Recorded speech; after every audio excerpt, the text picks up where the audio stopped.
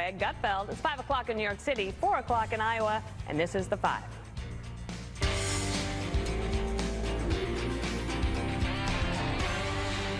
The countdown to the Iowa caucuses, it is on. After endless campaigning and GOP candidates crisscrossing their state, voters in Iowa will finally get their say, and it all starts in just 3 hours from right now.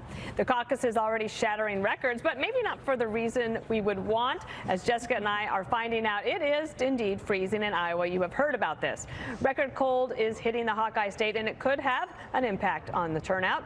But the candidates hope it won't stop voters from showing up tonight. You can't sit home. If you're sick as a dog, you say, darling, I gotta make it. Even if you vote and then pass away, it's worth it. Blizzard or not, if the Iowans have shown up, we have shown up as well. And we will lead this country in the same way. So get excited. Caucus opens at 7. We have an opportunity tonight to really chart a new course forward for this country. It has nothing to do with anything but taking our nation back. You deserve to be proud of your president. You deserve to be proud of your country. You deserve to have your children know what it's like to love America. Trump is running for his issues. You know, Haley's just doing what the donors want. I'm running on your issues and your family's issues, and solely to turn this country around. Do whatever you can to get them to come out tonight and vote for me. Frontrunner Donald Trump working his charm in the Hawkeye State and delivering pizzas to first responders as part of his final pitch. Trump is looking for the biggest blowout win in Iowa caucus history tonight. The candidates behind him are banking on an upset and gaining major momentum. Nikki Haley, Ron DeSantis, and Vivek Ramaswamy all holding events today to make their last-minute pitches to voters. And President Trump just now put out a statement on Truth Social. I want to read it to you here.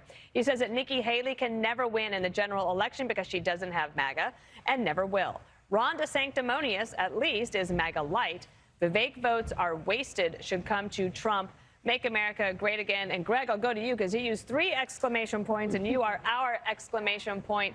We wish you were here, Greg. Oh, I wish I was. Is it cold? I hear it's like the weather. Yeah. I hear, you know, it's a lot of breaking news to deal with about, you know, the weather may have an impact or it may not. I think we need to go wall to wall on the weather.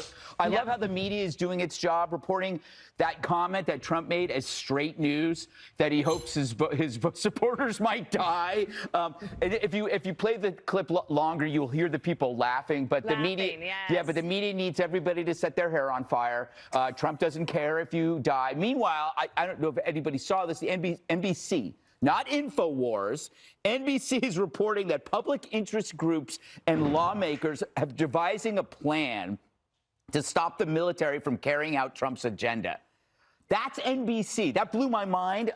Isn't that a coup?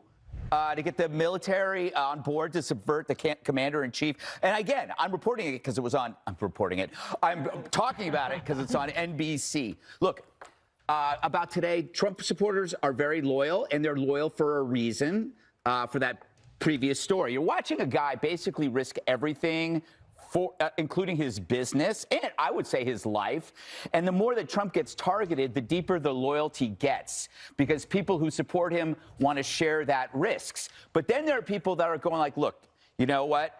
It's a 4-hour drive to an hour at the beach with Trump, because the Dems have created a huge destruction machine that will not just target Trump, but everybody else. So they start to move towards DeSantis and Haley, because that at least maybe they won't be so hard on me, you know, if I support them.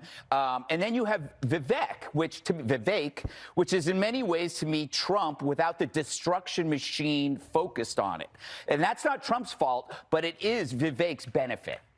That is, yeah, indeed. And in fact, one thing that's pretty interesting, Judge, is how the issues have evolved here. So about 6 months ago, by far the #1 issue, the economy, and that's still up there. But in the last 6 months, as the border story has changed, that has now become the #1 issue here, with the economy close behind. You know, that's an interesting question, and I think that it really is a result of people like Greg Abbott making sure that the border issue is one that doesn't just affect the southern border, but affects all of us, literally making every state a border state. And so to a certain extent, he gets credit or blame for that. I personally credit him. But I want to say one thing about the weather, and Greg talked about the weather. I am so sick and tired of people talking about the weather. I grew up in Elmira, New York. I don't know if you've ever heard of it, but it's in the snow belt. I went to school in Buffalo, at the University of Buffalo, where it was always snowing. Look, these people are patriots. As long as the roads are clear, they're coming out tonight. They don't care that it's cold. Only we care that it's cold. Okay, so enough about the weather. Now, DeSantis did something like 140 events. He went to every one of the 99 counties. He knocked literally on 100,000 doors, they say. And then you've got Ramaswamy, who did 99 counties twice. So then you have Nikki Haley, who's criticizing Ron DeSantis for spending so much money. And yet here we are at the end where Nikki Haley's dumping all of her money into the ads. So it'll be very interesting to see what happens here tonight. I believe that Trump is going to win. I think he's going to win resoundingly.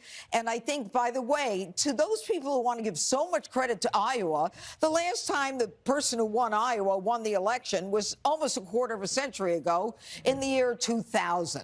So let's not make it like it's the bellwether for, all things having to do with the presidential election. And finally, let me just say that I think that Nikki Haley, to a certain degree, has reached her ceiling. Because the fact that 43% of her voters will actually vote for Biden tells me she's got the Trump haters on her team. And that's not going to help her so much with Republicans, unless what you've got are Democrats who are changing party just to vote in this Iowa caucus. That will be interesting. All right, Jesse Waters, let's hear from you. I got to say something about the weather. Okay, great. Jerk. I was in Florida over the weekend, Dana. It was 60 degrees. 60. Is that good or bad? I had a long sleeve shirt on, Dana. I barely survived. ᖴ데ᗪᒪ. Terrible. I expect a big win by Donald Trump tonight, and he has to run. Credit to Iowa. The last time the person who won Iowa won the election was almost a quarter of a century ago, in the year 2000. So let's not make it like it's the bellwether for, all things having to do with the presidential election. And finally, let me just say that I think that Nikki Haley, to a certain degree, has reached her ceiling. Because the fact that 43% of her voters will actually vote for Biden tells me she's got the Trump haters on her team. And that's not going to help her so much with Republicans, unless what you've got are Democrats who are changing party just to vote in this Iowa caucus. That will be interesting. All right, Jesse Waters, let's hear from you. I got to say something about the weather. Okay, great. Jerk. I was in Florida over the weekend, Dana. It was 60 degrees. 60. Is that good or bad? I had a long sleeve shirt on, Dana. I barely survived. ᖴ데ᗪᒪ. I expect a big win by Donald Trump tonight, and he has to run up the score. And the longer this primary goes on, his air of inevitability, of invincibility is punctured. So he's looking for a first-round knockout. Someone like a big candidate of ᖴદેᗰកិ and Nikki DeSantis has to drop out in January. The longer this thing goes, makes New Hampshire tedious, makes it more expensive, and the party just eventually has to listen to the will of the voters and unite and coalesce around one man, one front runner to make it more formal to go after Joe Biden. They have a lot of money already spent, the DeSantis campaign. If he doesn't have a very strong second place showing, I don't see how he continues. I think the big headline is, we'll see. We have no idea how that's going to shake out. Then I'm hearing all these Democrats are going to come out and caucus for Nikki to make mischief in the primary, but that doesn't make sense to me. Because I was supposed to be under the assumption that Donald Trump was the person the Democrats wanted to be the nominee, because he was easier for President Biden to beat. So why wouldn't they be caucusing for Donald Trump if that's the case? So I don't believe that at all. Vivek had run a flawless campaign. The relationship between his campaign and the MAGA base had been really crisp. And then he stepped in it and used some words like eliminate and demise. The man has such a brilliant vocabulary. I'm confused about why he'd say that. It's not a big issue. He's still a great surrogate, and he's still in the running for a cabinet position. So I still don't see that really terminating his relationship with the Trump base. But Dana, again, Florida was 60 degrees. I don't know how you guys are handling it. Well, I actually think that I have not even been outside for a total of 5 minutes in the last 48 hours. We just, we're well taken care of from the car into the warm. Jessica, you're a Democrat watching this Republican caucus here in Iowa tonight. How are Democrats looking at the possibility of these Republicans, whoever it might be, probably Trump, right, to go after Biden? The ABC poll came out today. Biden's numbers now at 33% approval. Yeah, there's no doubt that Democrats are nervous about the general election, but our expectation is that Donald Trump will win tonight. And the question is just how big. He has the potential to get through the 50% threshold. He'd be the first person in history to do that. And that definitely seems like a record that he would like to smash. And I think that's why we've seen this shift to attacking Vivek Ramaswamy in the last couple of days, because Vivek voters also like Trump. Vivek himself likes Trump. So if he can get a couple of percentage points off of Vivek, then maybe he can get that 50% threshold, and we'll be talking about that for the rest of time. But it really is tonight about that race for number 2. Ken DeSantis' ground game, and I met this morning, Governor Kim Reynolds was here, Bob Vanderplaats was here. They're both backing DeSantis. He's done the 99 counties. But Nikki Haley is all over the airwaves. You cannot turn on the television without a Nikki Haley ad. And she's doing really well in the city centers, which have been snowplowed. And that will be the big question about the weather, which I know you guys are also excited to talk about. Her voters can pretty easily get to the polls.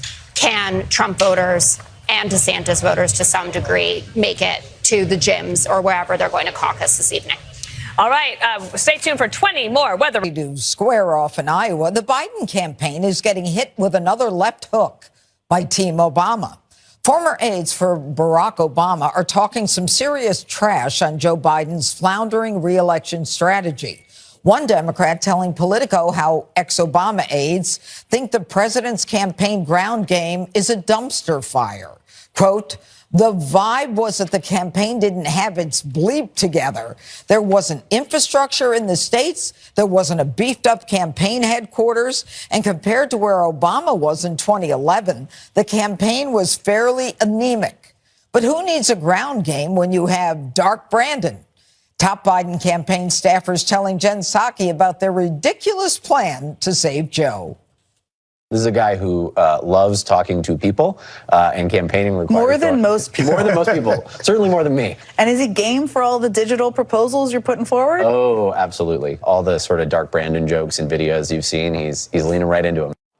But Bernie Sanders says voters, especially young ones, are not buying it. Because the choice is pretty clear. Running against Donald Trump, who I suspect will be the Republican candidate, is one of the most dangerous political figures in modern American history. So I think people will end up rallying around Biden. But there is no question it is very hard for young people, I think for most Americans, to be excited about what is going on right now. President has got to change course. All right, Jesse, polls show Biden at his lowest numbers. 33% approval rating and 28% think he has a mental acuity to go forward. Yet the Biden people, as you just heard, seem to be ignoring that, believing that all they need to do is lay out the stakes. Well, Biden won because of COVID. They didn't produce a record amount of voters. They produced a record amount of ballots. And then everybody sat around for 4 months in their houses and apartments while the ballots got harvested. That's how they won. This time, they're going to have to actually get their base to the polls or get their base to request ballots. Everybody knows it takes a lot of organization and passion, and Biden's base realizes they're in a toxic relationship. Now, the Dark Brandon memes don't slap. These things have been dormant for 8 months. Every time I hear about Dark Brandon, I think of Trump hitting him in the head with a golf ball while he falls up the stairs of Air Force One. This guy is losing every single voter that came out for him the last time. And if I were the Obama team, I'd be worried, too. And now he's complaining about the media for not doing a good enough job. These guys wrote articles that said inflation was good. They wrote articles that said Bush was selling nuclear secrets to the Saudis in the patio at Mar-a-Lago. He should be bribing the press instead of bribing college kids. All right, Dana, or actually I'll give this to Jessica. Jessica, what makes the Biden people think that they can actually butt heads with the Obama people who believe that Barack Obama in 2012 had the most successful re-election blueprint for presidency in history? I wouldn't say that they think that they can butt heads with them, but they do have a good record to run on in terms of winning elections. Jesse can say what he wants about 2020. We know Joe Biden is president. Then Democrats went on to win the midterms, shocked everyone, right? The red wave that didn't happen. And we've done super well on all of the ballot referendums that have been going on all over the country, especially in conservative states, fueled by Gen Z voter turnout. So young people seem to be liking Democrats fine. The Obama people know what they're talking about the ground game. We're here in Iowa, where Barack Obama became a sensation and shocked everyone when he won Iowa in 2008. And you can learn a thing or two from them. But for instance, the fundraising numbers came out today. Joe Biden, $97 million taken in Q4, $117 million on hand. His team is outpacing what the Obama campaign did in 2011. So at the end, exactly this period in time, but in 2011.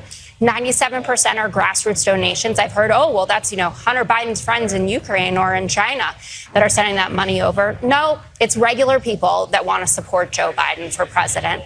And if you look at the Real Clear Politics average, Donald Trump is up by 1 percentage point now in the average of the polls. So it doesn't seem that bad within the margin of error. It's going to be close. But the Biden campaign has a lot to be proud of. All right, Dana, there is still a growing divide within the Democrat Party that Joe Biden seems to be out of step with Americans, not just young Americans, not just black Americans, not just minorities, but just about everybody.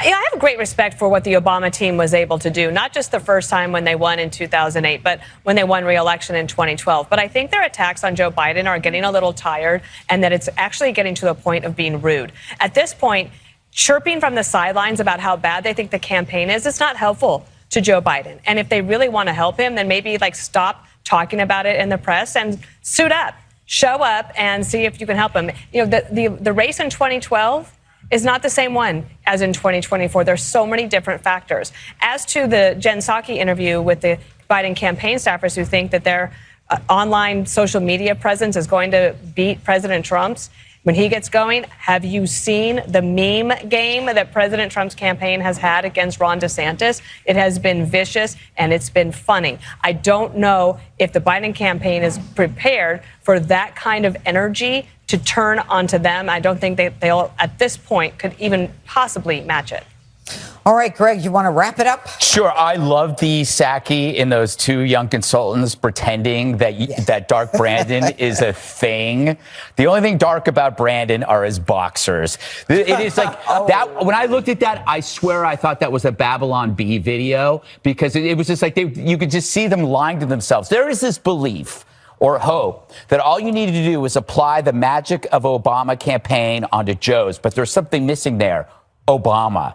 With him, you had a highly competent, lucid campaigner. You don't have that here. You have a scarecrow held together with twine. This is like telling a runner in your local 5K turkey trot, just imitate Usain Bolt and you'll win. It only works for Usain Bolt. The Democratic Party right now is like a used car lot, and Joe is a barely running trade-in. They just need to get him off the lots. Apply some new paint, on the test drive, turn up the radio so you don't hear the engine knocking, and don't go over 25 or the hubcaps will fall off. The Dems and Republicans have an opposite problem. Biden is too weak to fix. Trump is too strong to influence.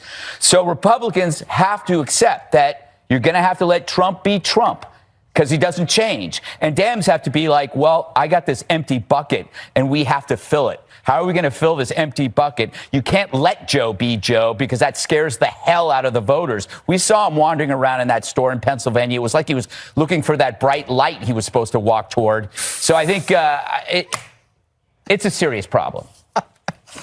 All right. Up next, Trump's. Oh, that could help save Trump's tail. Donald Trump's legal entanglements hanging over the Iowa caucuses today. Whoops. As we learn more about the spicy allegations of a love affair in one of the cases against the ex-pres. Fulton County District Attorney Fannie Willis, accused of having an improper romantic relationship with a top prosecutor she brought in to work on the election interference case in Georgia. It allegedly resulted in financial gains for both of them in the form of lavish, whatever, vacations. The two went on using funds his firm received for working the case. Willis breaking her silence on the allegations in a church, but only to play the race card. You did not tell me as a woman of color, it would not matter what I did. My motive, my talent, my ability, and my character would be constantly attacked. First thing they say, oh, she gonna play the race card now. But no, God, isn't it them who's playing the race card when they only question one? So, Judge, okay, this prosecutor Wade, he has little prosecution experience. He was like a municipal judge, handled mainly traffic violations. He is a divorce lawyer. He was held in contempt last year in his own divorce case. He's making $250 an hour. There's an argument that that's $100 more than an actual expert gets paid. He's been paid $700,000, and yet this is about race. How, what a surprise. Well, I got to tell you, first of all, I think it's fascinating that Fani Willis, the DA in Atlanta, decides that the first time she's going to respond to allegations of having an affair with this guy is in church, where she doesn't deny it. I think one of her better quotes is, she says she admits she's as flawed as they come. You quote, you cannot expect a black woman to be perfect and save the world. Okay, so she accuses people of picking on her and her alleged lover when there were 3 prosecutors she brought on, and they only picked on the one who is also black. The only difference is the only one she allegedly had the affair with was a black guy, not the 2 other white guys. You know what? I'm tired of race being used as a prophylactic for immorality, for incompetence, or for wrongdoing. But here's the real problem. As a DA, you have the opportunity to bring in a special counsel, a special prosecutor, if there is a conflict of interest of some sort, you want to avoid the appearance of impropriety. Was that the case here? No. So why did she bring him on? Was it that she didn't have enough ADAs? No. Was it because RICO, which is what Donald Trump and many of those co-defendants are charged with, was something she had no experience with? No. So none of these reasons are reasons for her to bring on this guy. So you have to wonder, a civil attorney who ran a traffic court, who never tried a felony case, never did a RICO case, is making $650,000 from the federal government. And the amazing part of it is he goes to the White House 3 times. He goes to the White House 3 times to meet with White House counsel in 2022, in May and November of 2022. And he meets with the Democratic heads of the January 6th committee in the same year. Herein lies the rub, though. They go on cruises together. They're having an affair. She is reaping financial benefits after giving him money for a job that he was not qualified for, that she didn't need help for. It's a scam, and she should be disbarred. Jessica, she accuses the media or the critics of racism for focusing on this gentleman, and not because of the affair, but because of his skin color. Couldn't you just as easily say that she's racist for not having affairs with the white prosecutors and instead only having an affair with the black one? That strikes me as racist.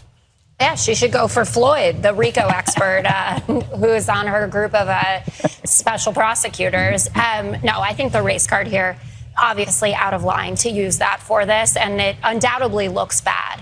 It doesn't change the fact that Donald Trump was indicted by a grand jury and his co-conspirators as well. He wasn't indicted by Fani Willis and Nathan Wade. So we have to keep our eye on the prize in that sense.